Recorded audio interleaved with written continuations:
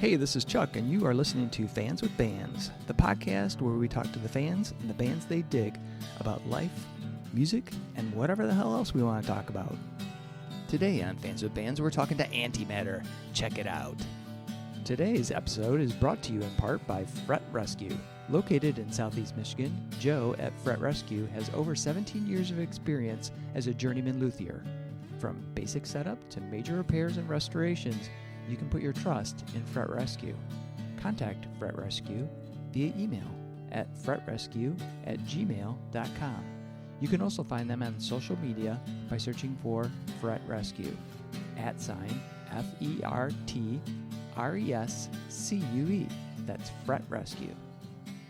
Hey, this is Chuck with Fans with Bands, and I'm talking to Mayor, Brent, Kyle, Adam, Milan, I knew I was going to screw that up still, and Tony from Ante-Madder. How you guys doing? Great. Good. Thanks for having us. Good. How are you? Right. Yeah, I'm doing great. Good to talk to you again, Chuck. Yeah, hell yeah.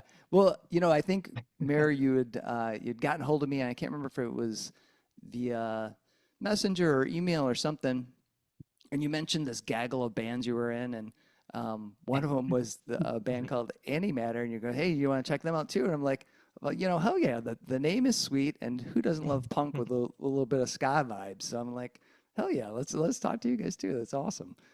So thank you all for being on. Not a ska band. I refuse to believe that. Refuse. We'll vehemently oppose that title. I got good with that. I like ska bands. Yeah. Says the horn player. Because you have a horn player, you can like them. automatically a ska band. Yeah. No, we're jazz. Exactly. Yeah. So Yeah, you're right. So I like to kind of start at the beginning and kind of figure out, like, how did the band get started? How did Ante-Madder come to be? Well, Adam's been friends with Brent for a long time, so me and Adam were in a different band called Rube Goldberg, and then the rest of these guys have been in several other bands. So it's like a couple different teams that just merged when I've always been thinking, like, it would be great to actually have a lead singer. And so Brent, we've seen him, and he's performed. Yeah, I was like kind of on the outskirts, and I remember it was like during COVID when everything like shut down. There was like nothing going on, and then I stumbled upon the Basement here, and Kyle like set up like was having shows in his basement and stuff. And then next thing you know, we're in a band together, and here we are. Yep. Nice. I had known Milan and Brent for like so long, like 7 or 8 years. My first band I ever was in was with Milan and Brent. So yeah. Oh, all right, cool. So you guys have known each other for a while then, basically. But me and Brent just went like bowling once when I was like 25 for my birthday. I met him that day, and then we didn't talk for 6 years or something. And then I just we were having a Halloween show, and I hit him up because I remembered. I was like, are you guys playing in Max Ether? Can you guys play? And then that band had broken up, but Brent was still doing like an acoustic thing. And and then we just started going to shows together and stuff, and started jamming on Saturdays, and I haven't really missed many since. It's been all day every Saturday for 3 years now or something. Yeah, really? Something like that. Yeah, something like that. Very nice. Awesome. So you've got, I think it's this Saturday, you got the debut release, the is it Psychosocial Pseudoscience? Is that the name of the album? That's it. Yeah. Nice. That is awesome. And I love the cover artwork as well. How did you guys come up with that? How did that whole that theme? My brother did the artwork for that. Oh, really? Cool. That's I love it. Yeah. We're like, thanks. We look a lot better in that.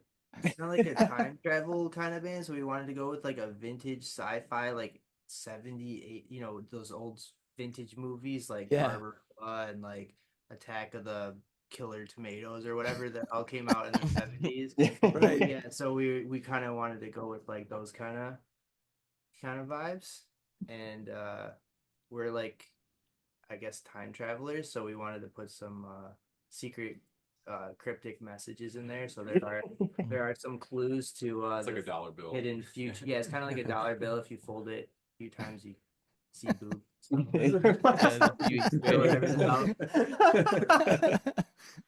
We also have like our own we have mean- our own characters that we each play like in our lore or whatever. So like Milan is the prophet, and then I'm the wizard, and then Adam's like the cat god Mao. Brent is the archaeologist. Kiko's like an interdimensional alien, and then Kyle is just himself. Kyle's Kyle. He's a cool dude. He's a really cool dude. Designated cool guy. Yeah. I saw that on the website because I saw the different characters. So, and you know, I've seen like you guys have been talking about like, you know, it took you 3 years because you were time traveling to get all the music together. But Yeah, how did that was the hardest part? Yeah. how did that theme come together? Like, did you guys just think, you know, we want to jam and, you know, play some punk, but we need something else? But like, how did the time travel and all the craziness as far as characters come time to? travel than the music. We're trying to get this message from the future out in order to save the world. Yeah. No, I don't know. We've all been musicians for like I don't know how long, and Yeah, we've been in a lot of bands, Yeah, so we've, we just like, kind of wanted to we've try something crossed different. paths like your different shows Yeah. and stuff, and we just happen to be in the same place at the same time. I only live like 5 minutes away, so he's got like basically a venue in his basement. So. Yeah, Brent kind of had like this whole concept, and it just sounded awesome. And I wanted to do something that wasn't just like playing in a band again. I've been in a lot of bands, so Yeah. wanted to try to shake things up. And we started working on a video game together too. So Oh, cool. we have this whole concept, and we want to kind of bake that into the game itself. Awesome.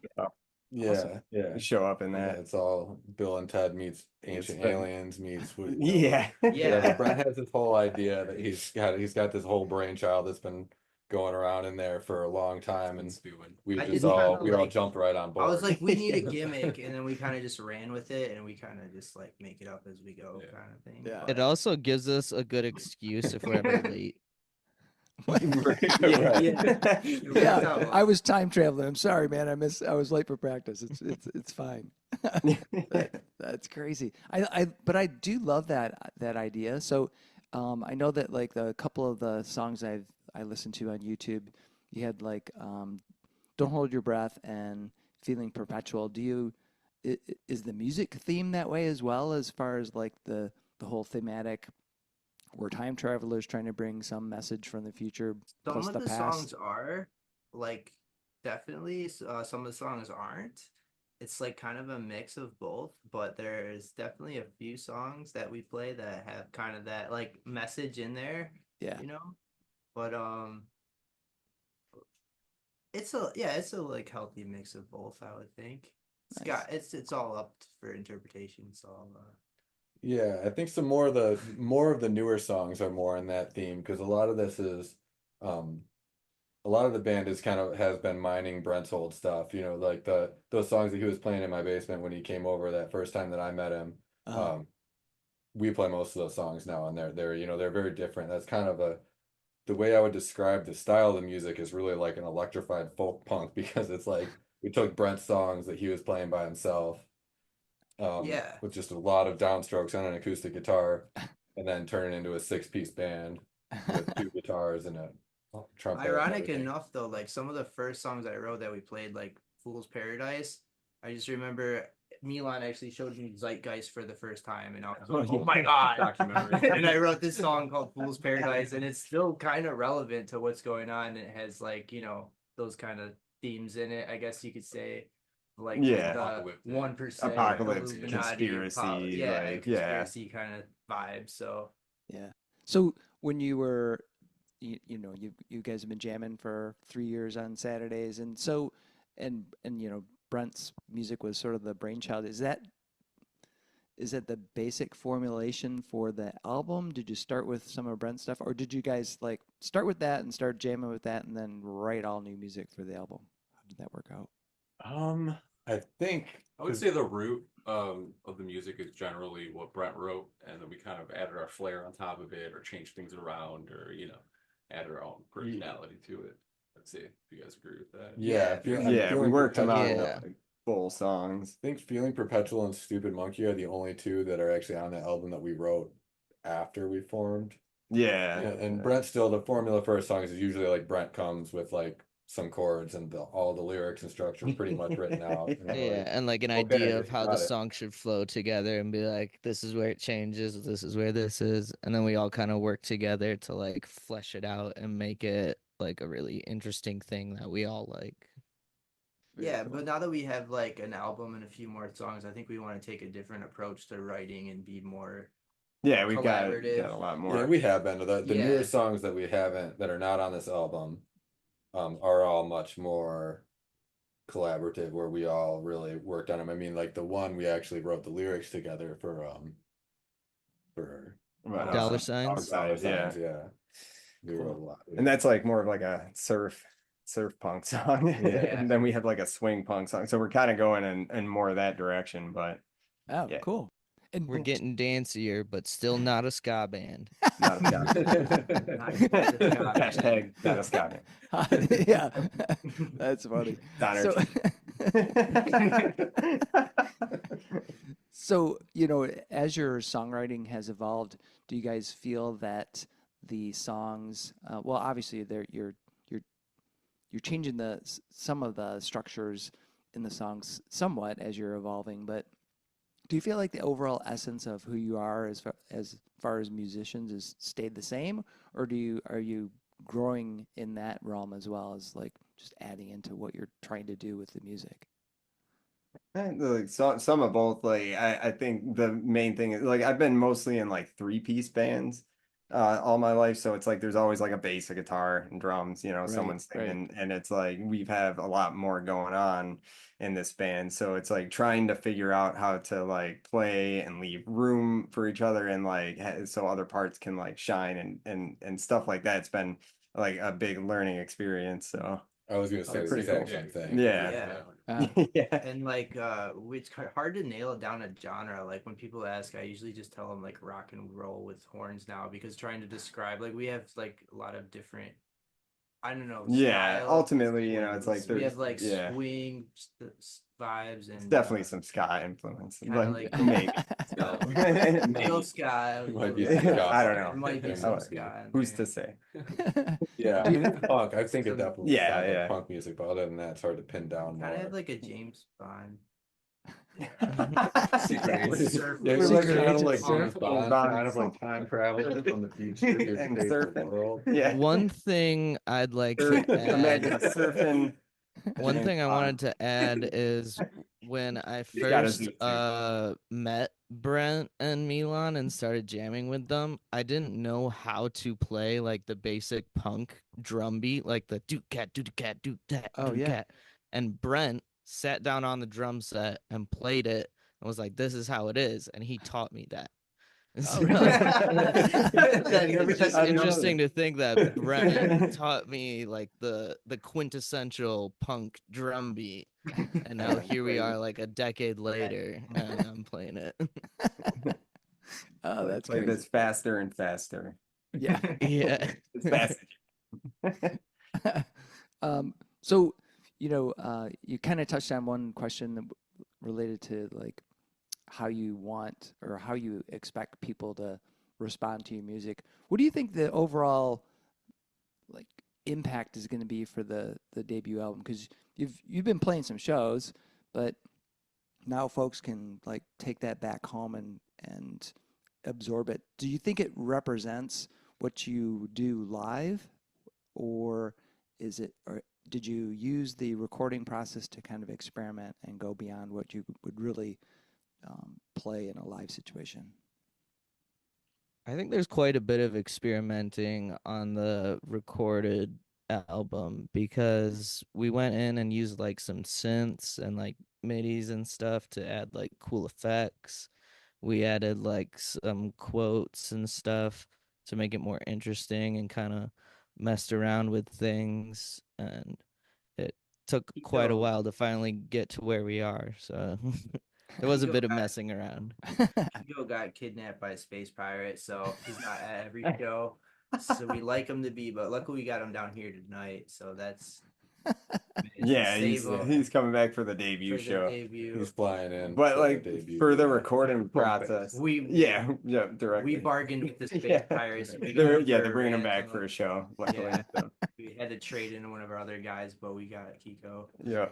Yeah, like the recording process, like really, I think when we were doing that, we realized kind of what everyone else was doing more, that we were like more conscious of it, and like going through that process really helped us like figure out like, okay, we should, like, it helped us like fine tune everything and kind of figure that all out, because it's just something when you listen back to it like on a recording versus playing it live, it's like you kind of realize, oh, maybe we should, leave some room here. Yeah, or there's like, too much going on. Yeah, like, a lot with the guitars, especially me and Adam. I think, I've never been. This is my first band that I've ever played guitar in, and I think I don't know that you ever had a second guitar in any of your other bands. So, taking Brent's songs, and then we both kind of start from just playing his chords and then developing from there. In the recording process, we found a lot of spaces where we're like, well, we shouldn't both just be playing these chords on an electric guitar. It gets really muddy. So we kind of rewrote a lot of the guitar, like a lot of what we do on a guitar through the process, but we play it that way live now.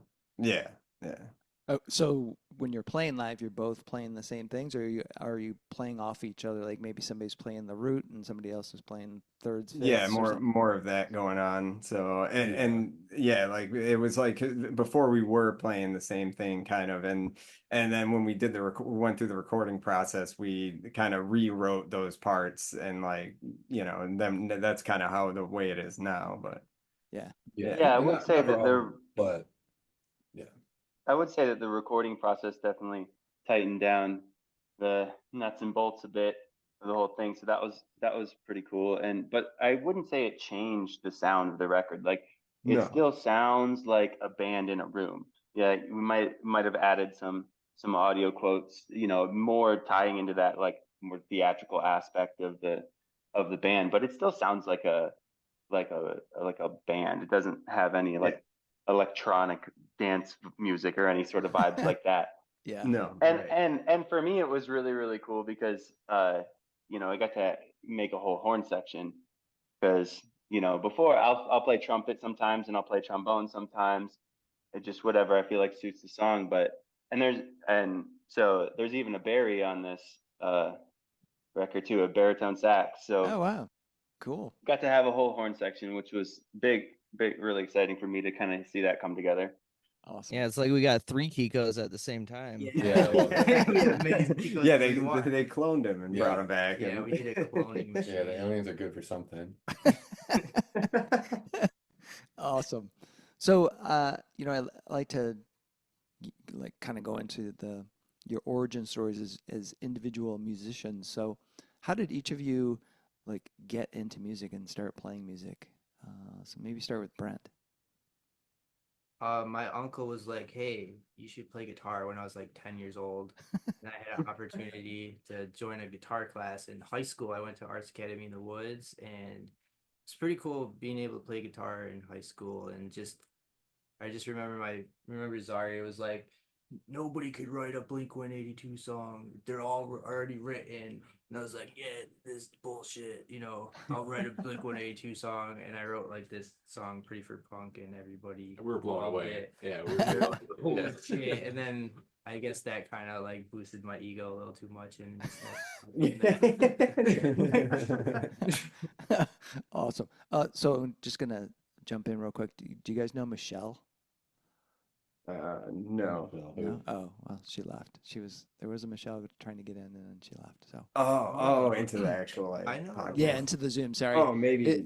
Yeah, I can see them when they're because it's kind of locked down. Multiple Michelles. There's a lot of Michelles. Yeah. Well, if she comes back, I'll let her in, and hopefully we'll see what happens. Adam, how about you? So I've been playing like in punk bands kind of most of my life. Since I was like 16, I started a band called Core Rotten with it was just a 3-piece, and we played. Yeah, it was like a hardcore punk band. We did that for a few years. Actually, went on a couple tours and stuff. It was pretty fun. Nice. And yeah, just been playing guitar ever since like I discovered Led Zeppelin actually, and then like kind of somehow it ended up into like hardcore 80s punk, and then yeah, just I mean I listen to I guess a lot of different stuff, Cool. but yeah, it's just been in a lot of different punk bands. So it's kind of always how it's been. Excellent. Excellent. Kyle, how about you? So I mean, I started like tapping on my desk a whole bunch when I was in like seventh grade, and then started playing drums, and then I had friends that I jammed with, and I wasn't really in like a real band. I mean, we played like the talent show and stuff a couple Right. times or whatever, but um, it is worth noting me and Adam were in the same class in school. There was this fundamentals of music class that we took where, you know, we were supposed to be learning like beginner guitar and stuff, but it was also supposed to be like a band class where you put together songs and then play them at the end of the week. And we like just like broke our teacher. Adam like went to him was like, no, they were trying to make us do like music theory, and he just like led the revolt. Well, he made us put our instruments away, and I was like, I don't understand what this note means if I can't like play it too. And then instead of like changing it, he just stopped. We never did music theory again. He was like, whatever. I'm not against theory or anything. I just like it's like at least let me play my guitar. Yeah, Adam was playing shows and stuff already at the time, so he was like, I know how to solo an A, you know, like what are you doing, Mr. Matthews? You know, so anyway, he was a senior, so Adam's a couple of years older than me, so but I jammed with those guys then. Let's skip forward a little bit, and I ran into Adam again at like a Halloween party for my one friend who was also in the class with us. I joined his band. Yeah, Rube Goldberg. Yeah, and then we played together for a while, and it was like COVID when we kind of, you know, all the shows stopped and everything. So we haven't really been playing shows since then. But Ante-Madder started like it was a year. It was like 2021 November or something, I think. Okay. Right. Yeah. Yeah. Yeah, it was November 2020. Oh yeah, that was way up. Yeah, sounds about right. Yeah. Yeah. I've only been in a couple other bands. All these guys have probably been in more bands than me. Excellent. Milan, how about you? Yeah, I grew up in like a pretty musical family. My dad played guitar, my mom sang traditional Macedonian folk songs. Oh, cool. My sister played piano, my brother did like battle rapping, and I would just like what? Yeah. I wasn't expecting that part. Battle rap. Get your brother in the band. Yeah, what the heck? You could feature. But, yeah, I just picked up the guitar at a young age. Played piano a little bit here and there. Then when I was like a teenager, I started playing in punk bands, and yeah, just never stopped. I love playing music, and I continue to do it. Awesome. The rest of my life. So yeah, that's cool. You do some really cool electronic stuff too now. That's like kind of cold wave. Yeah. Like, yeah. Wow. Yeah, we got there's another solo project there for people to look out for. All right. Cool, yeah, man. he was like a big inspiration to me. We've been in like 3 or 4 bands, but his first band, 750s, like I wasn't in that band, so I was always like on the outside looking in. I was like, oh, I wish I could be like him. I have a 750 shirt so still hung really up on my wall. Yeah, that's awesome. Yeah, I've only played bass for Brent's bands. All right. I don't know why, but I told Brent I'll support him as a bassist with any band. He's a great bass player now. Excellent. Tony, how about you? Yeah, so I started playing guitar when I was 9. That was my first instrument. My parents were real supportive and got me lessons. Had a little see-through plexiglass purple half-sized electric guitar. Nice. Got it for Christmas. That was the start. Hell yeah. And so yeah, I just kept taking lessons. I played jazz band and stuff in high school, played guitar in that, and studied guitar in college actually at Wayne State. Oh. And yeah, but actually the coolest thing about going to school for music was just kind of opening my world to all sorts of different instruments and singing and stuff like that. So I mostly don't play guitar anymore, but yeah, that's how it all started. Wow, that's crazy. That's very cool. Awesome. And Mayor, how about you, man? I know I've heard the story, but this will be a new episode, so go yeah, the story I told for Headless Mary was basically how I started drums with the band teacher, so I'm not going to retell that, but I think the more interesting story to tell here would be that me, Brent, and Milan all met at Little Caesars. Yeah. It was Because that was my first job I ever had when I turned 16 was at Little Caesars, and they worked there. And then we all just started talking about music, and we ended up going over to our buddy Sean's house and like jamming there. And yeah, so the first real band I was ever in was what was that, 3 Watt Death Ray originally? Yeah. Yeah, it was 3 Watt Death Ray. And then yeah, and then Brent was like, "Hey, this chick said that she wants to like sing." I was like, "Okay, cool." And then she comes downstairs and it's Jenny, and I went to high school with her, and I was like, "I know her."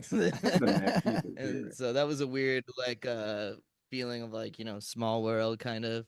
Yeah. And then I've been in like 3 or 4 different bands with Milan now. There's 3 Watt, Max Ether. We were in Dogma I, now like Ante-Madder.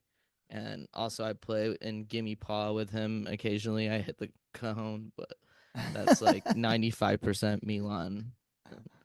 Awesome. I'm just there for emotional support. Who Excellent. played drums for Anal Everything then? Oh yeah. I was That one, Blake forgot had to mention that. Anal Everything, and yeah, I would play the bongos or the cajon or whatever for them. Awesome. Yeah, and a little fun fact, like I knew JJ, the guy who did the album art, before I actually met John's brother. And so that's how we kind of hit it off too. Yeah. Or Murr's brother. Oh, really? Yeah, so all right. Yeah, he made us. It's like all coming back. Yeah, Brent knew my brother before me. Yeah. That's it's kind of crazy because it's kind of a side story, but like small world shit, because there's so many times when I've run into somebody or talked to somebody and they go, we start talking, and all of a sudden it's like, oh, do you know so and so? And even though there's like, I don't know how many fucking musicians there are in the state, you end up having this Kevin Bacon thing, the 6 degrees of Kevin Bacon. 6 degrees of Kevin Bacon. Because I swear to God, somebody's gonna know, Kyle that knows, Adam, blah blah blah, and it's gonna work out that way.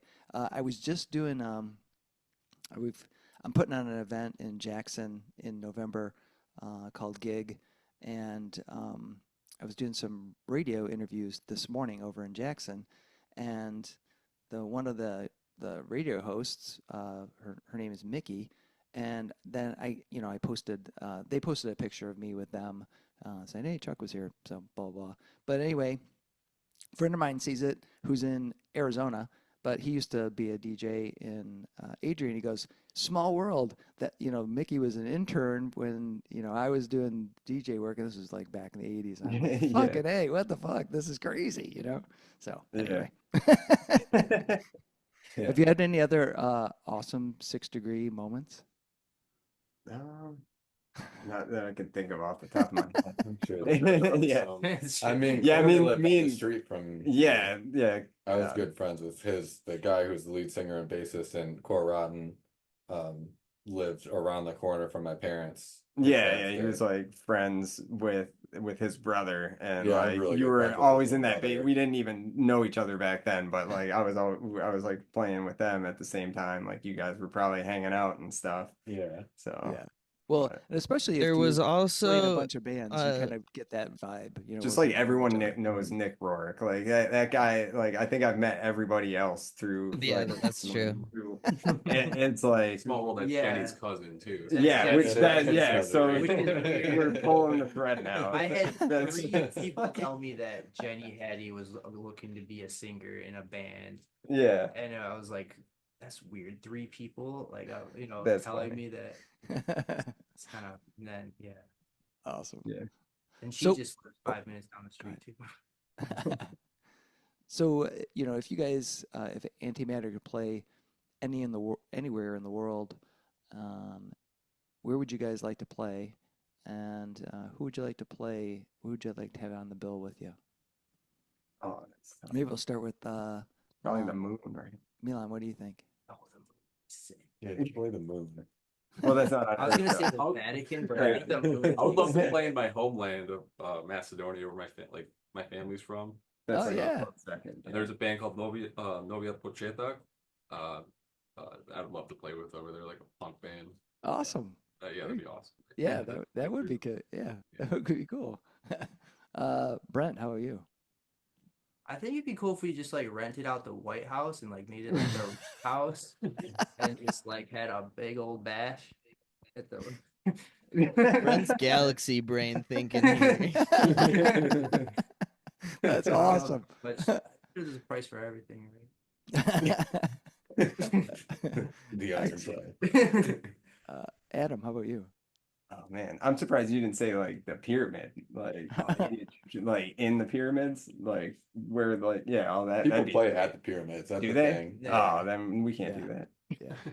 Didn't Slayer, It's I think Slayer did a video there, didn't they? Really? Okay. Yeah. Then, Yeah, there's always like a They'd be cool to play that. gigantic crowd there. I So don't it's know like if their you play crowd the would like it. pyramids, you can be like, look, I played for like Yeah. 40,000 people. It's like, yeah, But you yeah, in they front were of the pyramids. visiting the pyramids already. Yeah. Is there? God, I don't know what band. Like if Fugazi would want to come out of Yeah, hiatus. yeah, there you go. I'm thinking punk bands. I would want to put Fugazi or Yeah. Offspring. Those are kind of my favorite punk bands. That I'm would be sure Fugazi would come out of hiatus for us. Just for us. Just Yeah, And the yeah. pyramids, like we're Yeah. playing on top. Yeah, that, Get that's the. Fugazi Like on that the dog moon. they found the other day. Top of the pyramid. Did you see I that? saw that. That's weird. I don't know how I got up there.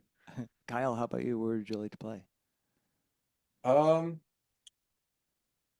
I mean, I love Taiwan, so I wouldn't say no to Taiwan. But yeah, same. I mean, similar like with what we are. I think Fugazi is still who I would like to play with. Or, I mean, my other favorite bands are like System of a Down and stuff. So I don't know that we'd really No, mesh that well, Yeah, overlap that'd be that well. fine. But It would make for a fun show, though. I think. Oh yeah. yeah, Yeah, yeah, the well, contrast, that's the it. Fugazi, juxtaposition. System of a Down. Yeah. Fuck yeah. Yeah. Tony, how about you? Well, some people might say I should dream big and do something like the White House or whatever, but I'm just gonna say or whatever. But I'm just gonna say play at Small's Bar with the Suicide Machines. I think that's a Oh, local okay, yeah. quintessential That might be sort of punk a typical- venue That's and a a jam. local quintessential ska punk band. Yeah. So hell yeah. I think that'd be perfect. Way to be That would be, realistic. yeah. Realists like him and our Yeah, he keeps us grounded. He's like, what's it, space-time crap? No. And Mayor, how about you? I would say for Ante-Madder, I agree with Tony. The Suicide Machines would be awesome to play with. They're actually the first live show I ever went to was Oh. the Suicide Machines show. I went with Milan. Oh, awesome. And yeah, that would be cool. And I'm trying to think of a place that could one up what Pink Floyd did on Pompeii, but I can't. Like, I think playing on top of the volcano at Pompeii would be pretty All right. sweet. I don't know if that's like We'll still do a that. feasible thing. I don't know. Yeah. Well, They brought a whole dog up there, so who knows? Japan would be pretty sick too. I heard they got a crazy Japan would be sweet. My sister lives there, so runner up. Oh, but she doesn't know anybody that could could book so- a show. Could get you. Yeah, no, she just lives there. Oh, crazy. So, sort of along those, well, not really the same thing, but as far as like influences, was there, a couple of albums that really had a deep impact on your musical journey? And it could be albums or songs or just a band in general, like you just totally dig whoever. Let's start with Mare. Well, here we'll do some different ones than what I gave for Headless Mary. I would say Operation Ivy's Energy is a huge influence on my drumming, specifically for Antimatter, just as like punk ska. Also, Suicide Machine's first album. What was that one called? I can't think of it right now. It's like Destruction by definition. yes, yeah, Destruction by Definition. Yeah, that one is a huge influence. The drummer on that album is awesome. And just like also like No Gods, No Managers for like Leftover Cracker, that kind of vein. Yeah. Those are all big influences for my drumming as far as it goes for Antimatter. Cool. Tony, how about you? Oh boy. So for me, I think Streetlight Manifesto, it would be if I had to name one. Wow. Streetlight's energy to me is like just falling apart and rock solid at the same time, and I just love it so much. And so that's kind of where I got my start into like, hey, I should stop playing guitar and play some of those shiny things. But yeah, so Cool. but yeah, all sorts. I grew up on, Nirvana and Chili Peppers and that kind of 90s Yeah. stuff. But yeah, that's what kind of brought me here today. Cool. Very cool. Kyle, how about you? I'd have to say, like, first off, like, I'd give a different answer if we're talking about like Rube Goldberg, because with Antimatter, it's like the number one inspiration I have for the songs is Brent. When he first wrote the songs and showed Yeah. them to me, I was like, this is something here.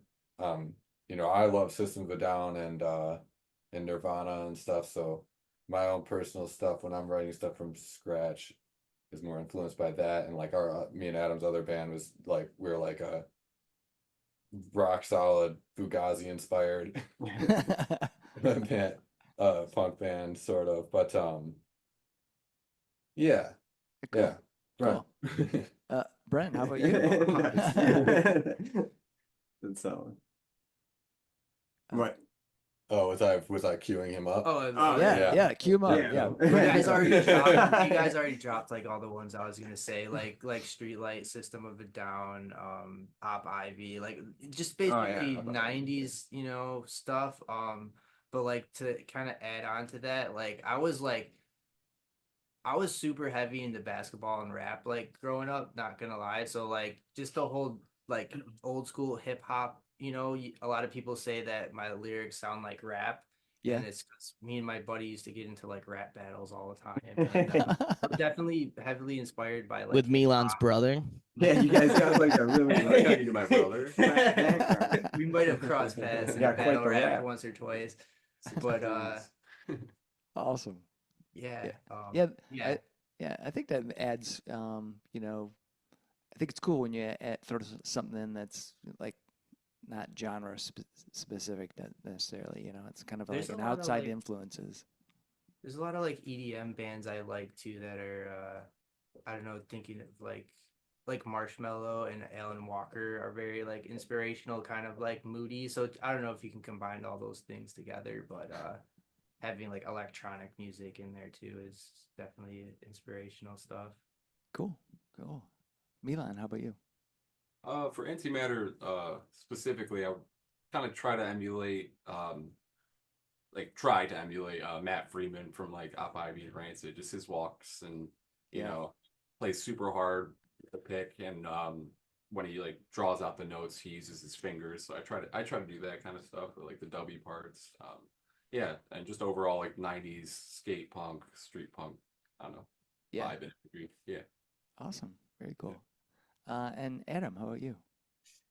So for like Antimatter, like normally my answer is like Fugazi and like like Minor Threat or something, but like for Antimatter, like when I heard Brent's like music for the first time, I kind of thought, and even Milan's like solo stuff like Mischief Brew, Bach and Neil, like that album mainly. And then also like especially we've been doing like kind of venturing into like swing at times. Yeah. So like Tiger Army, I mean that's kind of like more rockabilly, psychobilly or whatever, but kind of channel like that kind of guitar. Squirrel nut zippers. Squirrel nut zippers. Yeah, squirrel. Yeah, that's what I was gonna say too. Yeah. Yeah. Forgot about that. Yeah, that and yeah, and then just I mean I like the way like Ian Mackay and like his guitar sounds and stuff, and Fugazi, like the way he picks, and they were really inspired by like reggae and Iggy and the Stooges, which was like a weird combination, but yeah. But yeah, so it's like, I mean, and maybe there's some ska influence, but you know, We're gonna talk about that.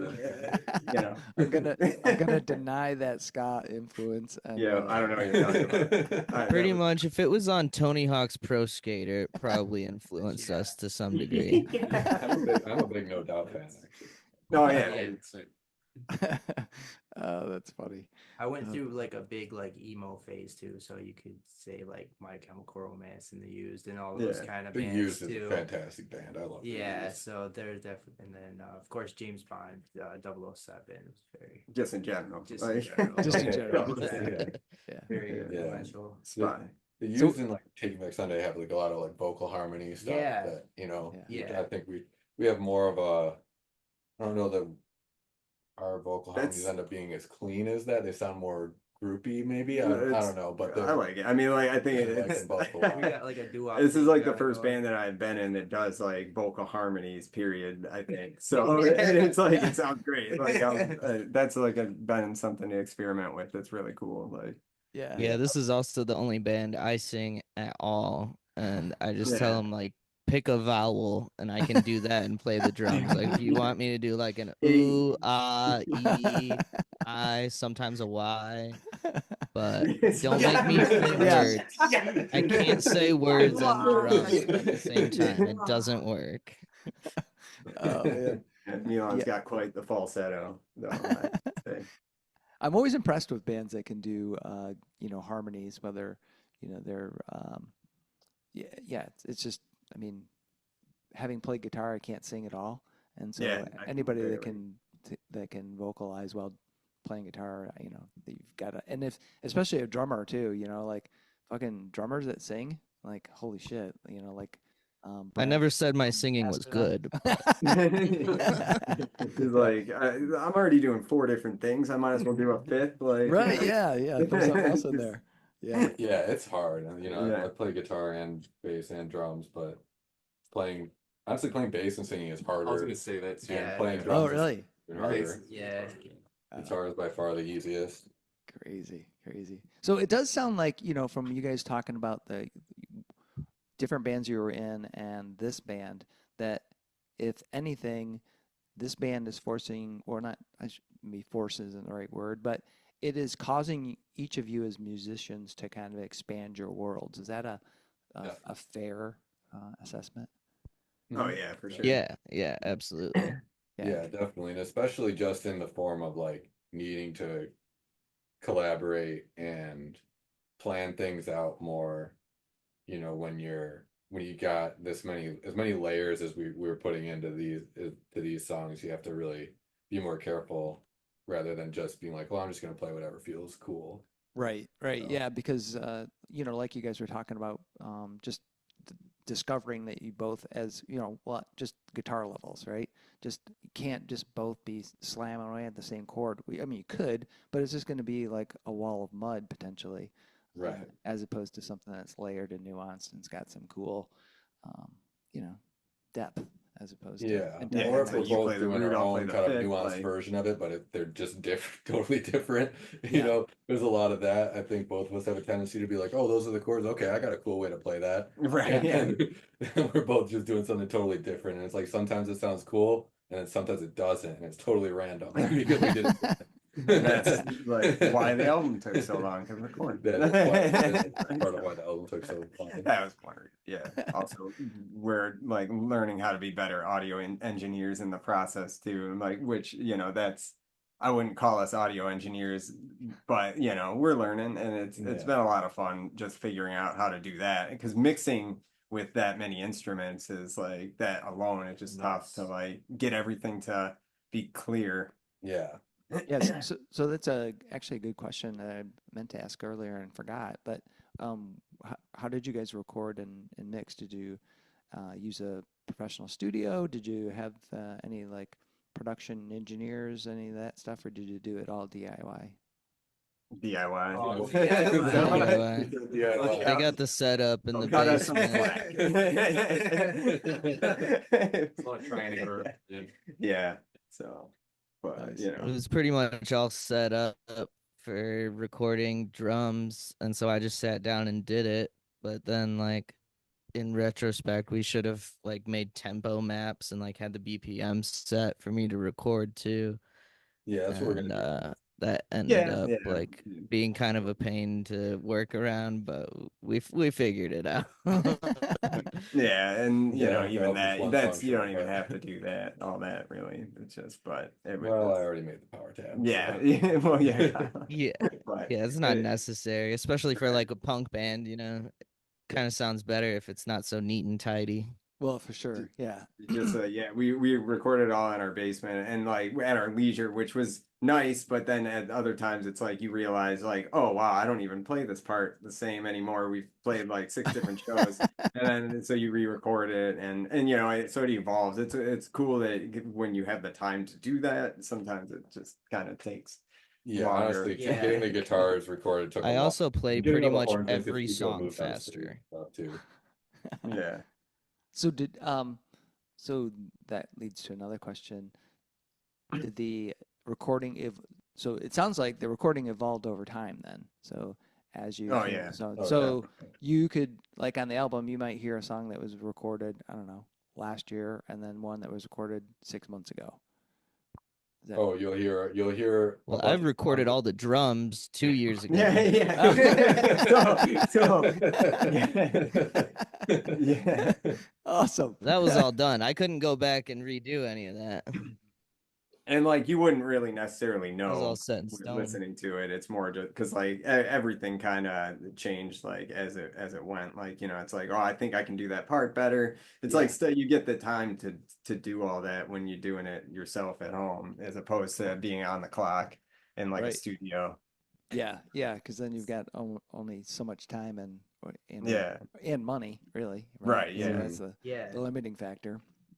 The upside is it's done in like a weekend. Yeah. Yeah, right. So- So it has pros and cons. You Yeah. know, like it was nice being able to like fine tune everything and really find our sound and like how we want everything to, you know, Yeah. it was nice in that it took a lot longer, but I think we did a decent job at figuring that out. Yeah, for sure. You know, So do you think you'll continue to do that method going forward, or will you go to a studio or I do a something? different method. We might still do a DIY. I but think we'll change a few of it.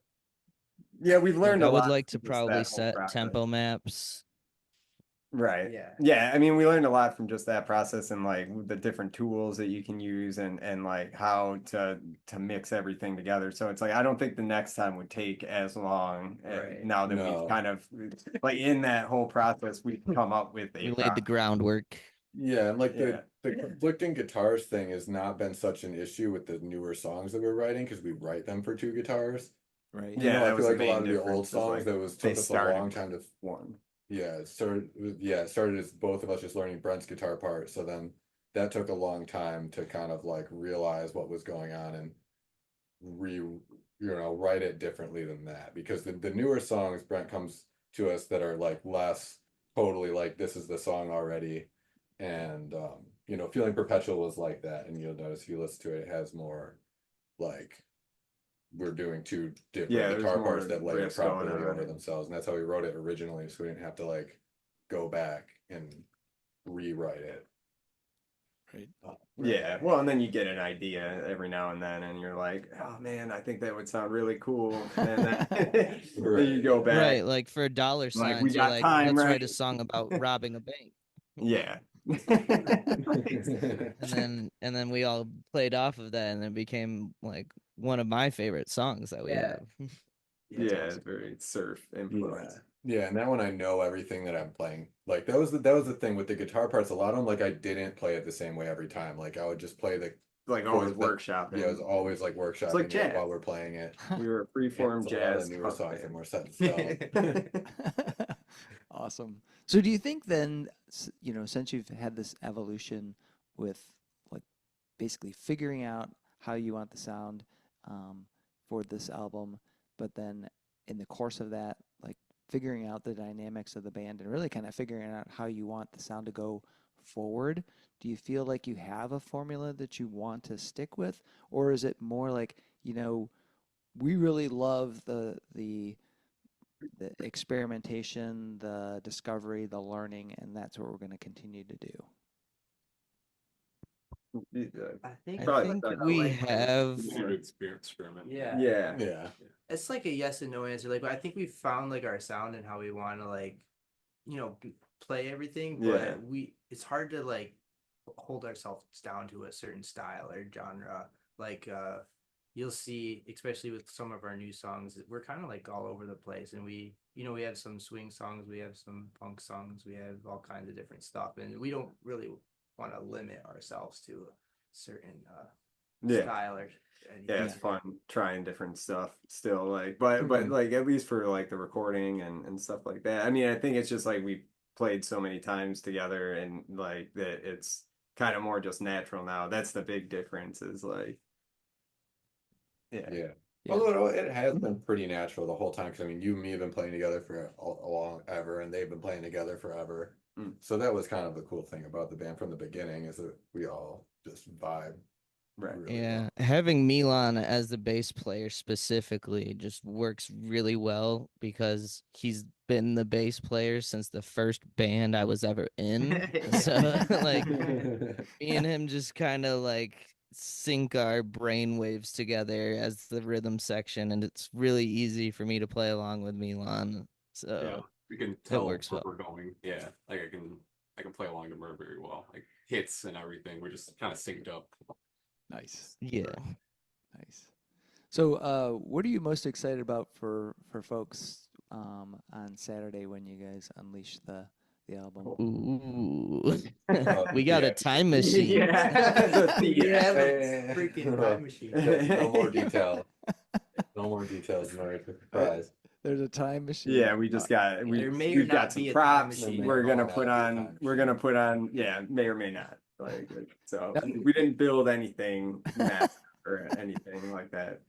But there will be a time machine. It's not fog. There's not, nice glowing lights and sound effects or anything like that. That we have planned. It's the Halloween just party. a normal. Yeah, I mean, I guess that does just sound like a normal Halloween show, doesn't it? Like, but there's more, I swear. Do you think you'll carry it? I guess it is Halloween, but do you think you'll carry it forward? Do you think the theatrical props will become part of the? Oh, they've already been. Oh, yeah, we always wear these stupid hats. Oh yeah, we got our character like costumes. Yeah, and like we've been wanting to expand that more since the beginning. It's just we've expanded and scripted more. It's been we've had so much going on, like just working on even the game together and stuff, and now it's starting to come together more. Like the original idea was to switch it up every time. Like one show will be ninjas, one show will be here's one show will be. But costumes get expensive. Yeah. But that's where we want to go. It's just keep them on their toes. You never know what will be next or where we'll be. Awesome. So it won't be necessarily the amino acids where you guys just have black jumpsuits and white stockings on your heads. It's going to be not constant totally. That's kind of how constant evolution. It's just our own.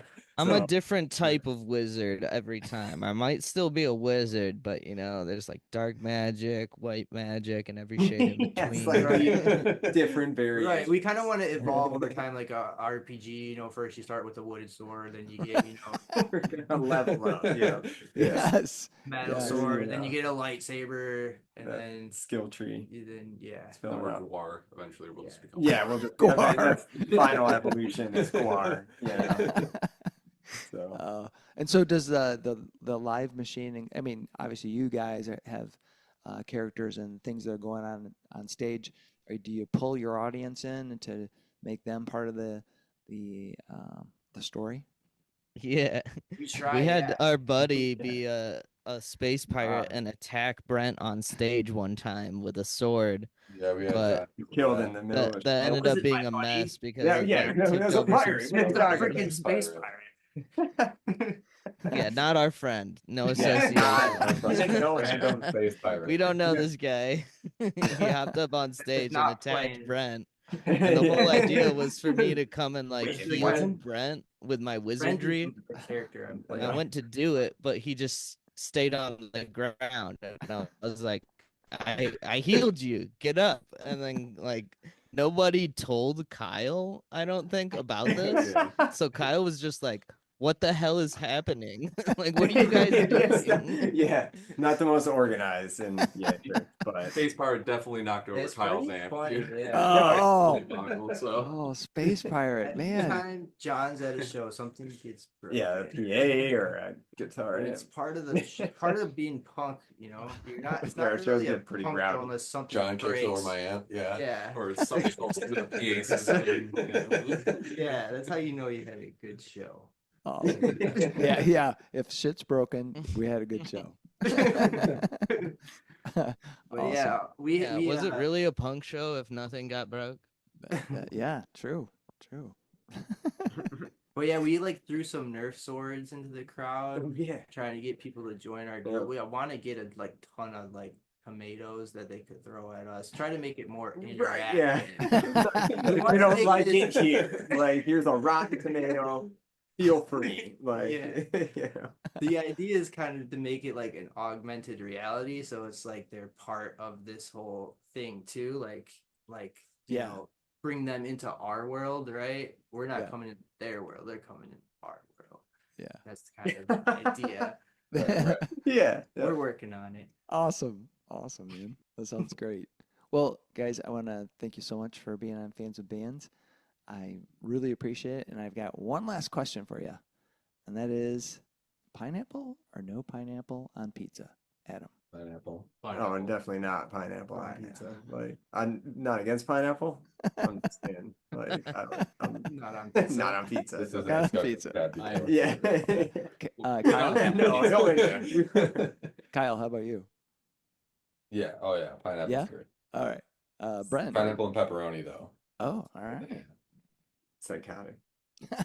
The Italian in me is telling me to say no, but Yeah. it's, Well, it's listen. a yes. That's okay. I don't hold it against you guys. All right. Milan, how about you? I say pineapple's a nice change of pace. Oh, what am Never I really even smoked, doing so, yeah, here? it's a nice treat. No, it's fine. Tony, how about you? Pineapple. If Pineapple. it's in combination with anything.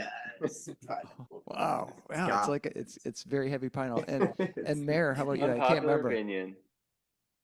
My answer More is popular. if someone's provided the pizza and there is pineapple on it, I'm gonna eat it no matter what. I don't care what's on it. I'm just gonna eat That this wasn't the pizza. question. But would you I'm not order it opposed yourself? I'm not for it. I guess Alright. I wouldn't order it myself. Yeah, But if someone handed me a slice of pizza with pineapple on it, I'm eating that for That's sure. right. Yeah, hell yeah. You never deny. That- pizza. yeah, I no, think that's- we're all in agreement. Yeah, the best pizza is a free pizza, right? That's right. That's right. Yeah, but I'm Adam. I'm with you. I don't think pineapple should be anywhere near the pizza. It's like, Yeah, why? it's all right. Yeah, we're more and more the minority, but Oh man. Well, guys, thanks again for being on Fans with Bands. I really appreciate it. yeah. Thanks Thank a lot. you, Chuck. Yeah, hell yeah. And I'm looking forward to checking out the full album when it comes out. That'll be awesome. Awesome. Thanks a lot. Yeah. Thank All you. right. Thanks, Cool. Chuck. See you Thank guys. you. Have a good one. Many thanks to Mayor, Brent, Adam, Kyle, Milan, and Tony from Ante-Madder for joining me on this episode of Fans of Bands. It was a lot of fun talking with them about their music, punk, not ska, songwriting, and origin stories. If you haven't heard their new album, Psychosocial Pseudoscience, wow, that is a lot of words. Get on it. It is a highly charged thrill ride of punk rock music. Ante-Madder's next show is December 13th at the Lexington Bar in Detroit. Don't miss it. See the show notes for all the details and links. Bands are nothing without you, the fans.